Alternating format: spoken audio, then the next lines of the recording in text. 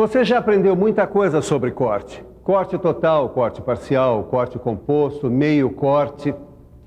Também já estudou a representação em seção, que é semelhante à representação em corte. E aprendeu como se interpretam desenhos técnicos mecânicos com representação de encurtamento, o que requer a imaginação de cortes em peças. Mas você não aprendeu tudo sobre cortes. Há ainda um outro assunto muito importante que você vai aprender nessa teleaula de hoje. Na teleaula de hoje você vai saber o que é omissão de corte, vai entender quando e como aplicar a omissão e vai ver muitos exemplos de desenhos técnicos com omissão de corte. Agora preste muita atenção que a nossa teleaula de hoje está apenas começando. Posso falar uma coisa? O desenhista errou, cara. Escuta aqui, que discussão é essa, hein, rapaziada? Que bom que você chegou, Silva. Dá uma olhada nesse desenho aí, cara. Sim, o que é que tem esse desenho? Ué, você não me falou que é um grande observador? Dá uma olhada. Sim, já estou olhando. O que é que ele tem de errado? Olha aqui, Silva, presta atenção. Esse triângulo aqui da figura não está churado e faz parte do corte. Devia estar churado, concorda? certeza. Acho que o desenhista esqueceu. Não, o desenhista não esqueceu de nada. Foi um esquecimento meu. Aliás, foi uma omissão minha. Peraí, omissão? Você? Por quê? É que eu deixei de falar a vocês sobre a omissão de corte. Omissão de corte?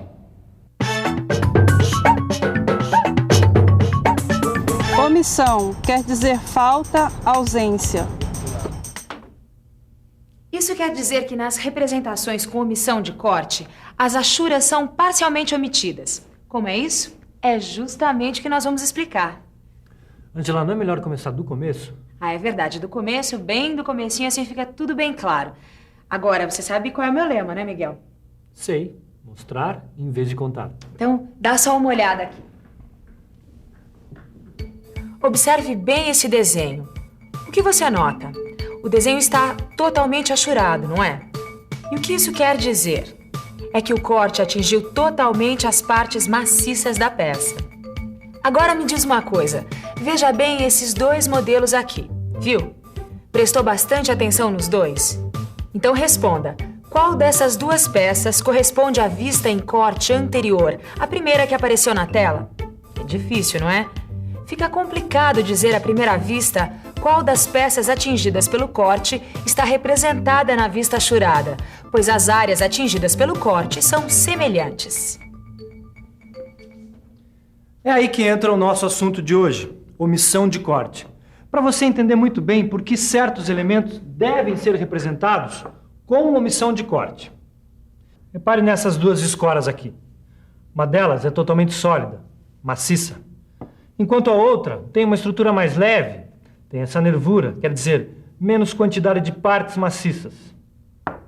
Agora vamos fazer um corte no sentido longitudinal, nas duas peças. Vamos ver o que acontece. Veja bem, quando a gente faz um corte no sentido longitudinal, olha só, as áreas atingidas pelo corte são semelhantes, não? Então, para diferenciar as vistas ortográficas das duas peças, é que a gente tem que usar a omissão de corte, para deixar bem claro qual peça que tem a estrutura mais leve, que tem essa nervura. A gente precisa representar essa peça com omissão de corte. Embora a nervura seja uma parte maciça, ela é representada no desenho técnico sem achuras. Olha como fica o desenho. Na vista frontal em corte, as achuras foram omitidas, onde seria representada a nervura. Percebeu quando se utiliza a omissão de corte? Olha só, na vista frontal dessa escora maciça, não se utilizou a omissão de corte. Aqui está a vista ortográfica completamente achurada. Mas, para representar a escora com a nervura, foi utilizada a omissão de corte. Olha só.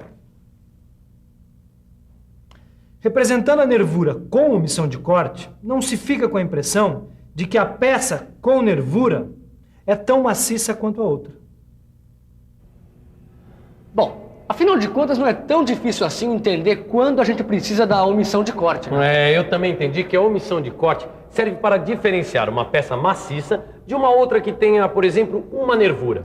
Mas será que toda peça com nervura é representada pela omissão de corte? E, na verdade, quais quais os tipos de peça que são representados pela omissão de corte? Boa pergunta, Tito. Na verdade, apenas alguns elementos podem ser representados em omissão de corte quando seccionados longitudinalmente. Bom, quer dizer que tem uma lista de elementos que são representados pela omissão de corte? Ah, sim. Como sempre, esses elementos são indicados pela ABNT. Espera aí que eu vou mostrar aqui para vocês alguns desses elementos. Como vocês já sabem, as nervuras são elementos que devem ser representados com omissão de corte. Também as orelhas são elementos que devem ser representados desse modo. E além das nervuras e orelhas, outro elemento que pode ser representado com omissão de corte são os braços de polias e os dentes e braços de engrenagens, como neste exemplo aqui. Ananias, tudo bem? Oi, Marcos, tudo bem? Vai. E aí, como é que ficou aquele modelo que eu fiz para você, hein? Ficou perfeito. É por isso que eu vim encomendar um outro modelo para você. Claro, vamos olhar o desenho. Olha aqui. Eu acho que esse desenho ficou meio esquisito.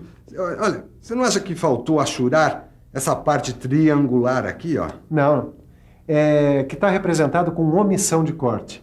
Sabe, quando uma peça apresenta uma nervura como essa aqui, ela é representada dessa maneira mesmo. Ah, é? Não sabia disso, não. E você? Agora entendeu direitinho como é um desenho técnico com omissão de corte? O corte foi imaginado vendo-se a peça de frente. A vista onde o corte aparece representado é a vista frontal. A nervura foi atingida pelo corte no sentido longitudinal. Repare que na vista frontal, a nervura está representada com omissão de corte. Abaixo da vista frontal vem o nome do corte, corte AA. O local por onde passa o plano de corte vem indicado na vista superior pela linha traço e ponto estreita, com traços largos nas extremidades. As setas apontam a direção em que foi imaginado o corte. As letras ao lado das setas identificam o corte. A vista lateral aparece representada normalmente, da maneira como é vista pelo observador. Mas lembre-se de uma coisa: a nervura só é representada com omissão de corte quando é atingida pelo corte longitudinalmente. Agora, Ângela, não seria interessante dar outros exemplos de cortes longitudinais? Ah, boa ideia. Eu tenho aqui no computador um ótimo exemplo. Dá só uma olhada. Observe esta peça em perspectiva. Repare bem nas nervuras.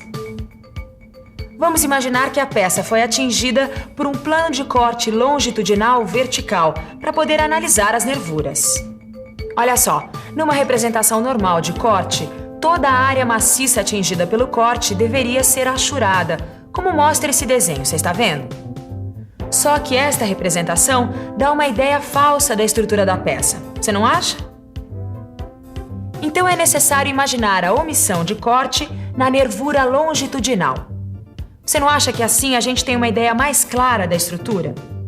E olha agora as vistas ortográficas. A vista representada em corte é a vista frontal. E nela, a nervura atingida longitudinalmente pelo corte é representada com omissão de corte. A nervura transversal é representada achurada. E agora imagine a mesma peça cortada ao meio por um plano de corte transversal. Nesse caso, a vista atingida pelo corte é a lateral.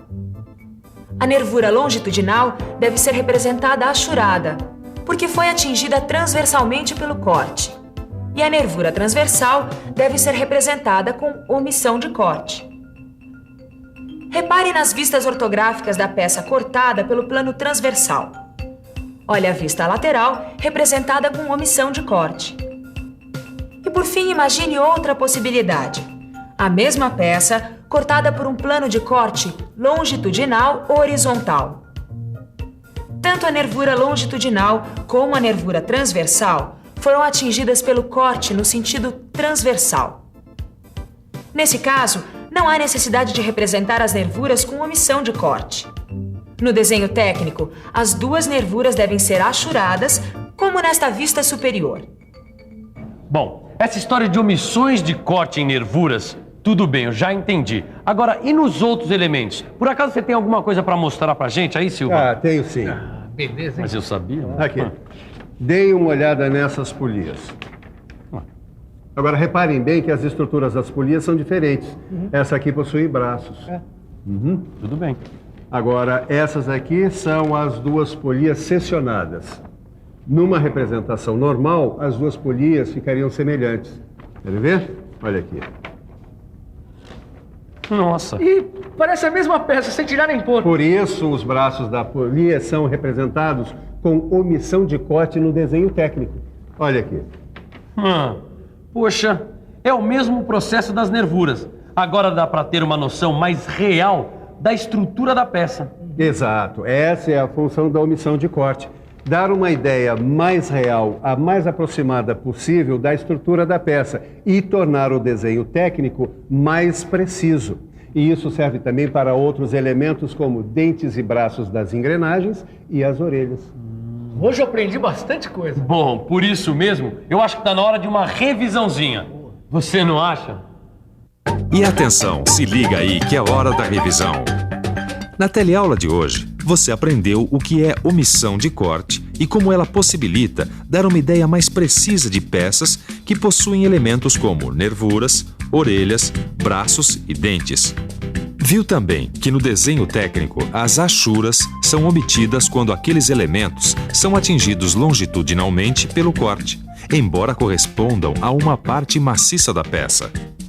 Aprendeu que apenas alguns elementos devem ser representados com omissão de corte, como as nervuras, orelhas, braços de polias e dentes e braços de engrenagens.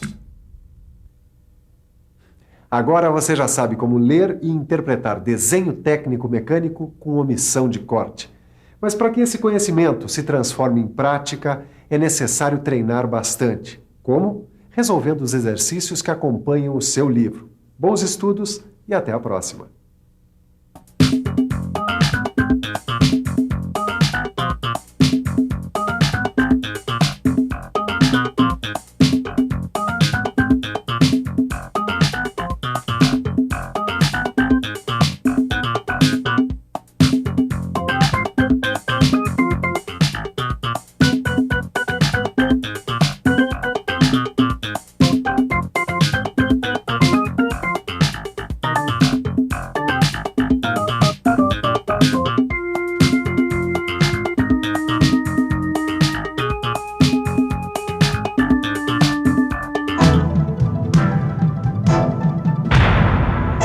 Telecurso 2000, um programa de educação do Sistema Fiesp e da Fundação Roberto Marinho.